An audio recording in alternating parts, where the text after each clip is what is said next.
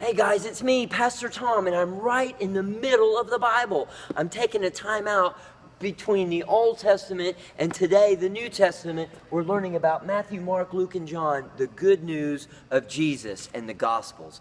I just want to give a real quick review of these 39 books of the Old Testament real quick. The first 5 books are called the Book of the Law. We have Genesis. In the beginning, God created the earth and the whole world, and it was good. But then God's people exited out of Exodus. They exited out of Exodus. And then we have Leviticus. God gave the law to the people, and they put it in the boxes around their head to remember the law. Then God told Moses to count the people in the book of Numbers. Then in Deuteronomy, they gave him the law again because they kept on sinning. After the book of law, then we have the book of history. Okay, first we have Joshua, and the walls of Jericho came crushing down. After Joshua, then we have Judges, then Ruth picking out wheat, helping Naomi. Then we have all the books of the kings and stuff. So we have 1st and 2nd Samuel, make an S, then 1st and 2nd Kings, then 1st and 2nd Chronicles, make a C with the crown, like that. And then we have Ezra, because the people had wandered away after the kings had led them astray. And then Ezra waved goodbye to Babylonians and brought them back home. Ezra, then Nehemiah, rebuilt the walls for protection when they got back home.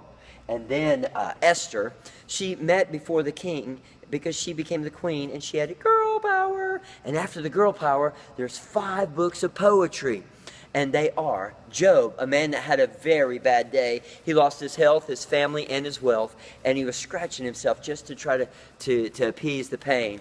So we have Job, then Psalms, 150 books of praise right in the middle of the Bible where we sing songs of praise to God.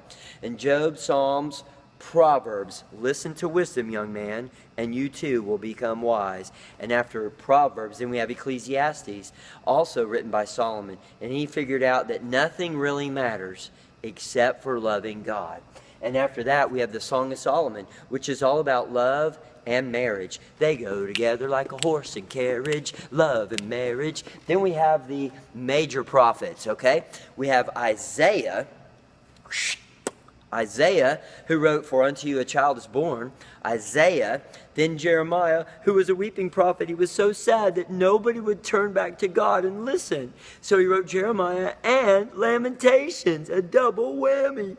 Jeremiah, Lamentations, Ezekiel, who had 7 visions to give the people, and then Daniel. God saved him from the lion's den when the Babylonians threw him into prison, into the lion's den for praying to God. Lastly, we have the minor prophets. We have Hosea, Joel, Amos, then up to Obadiah.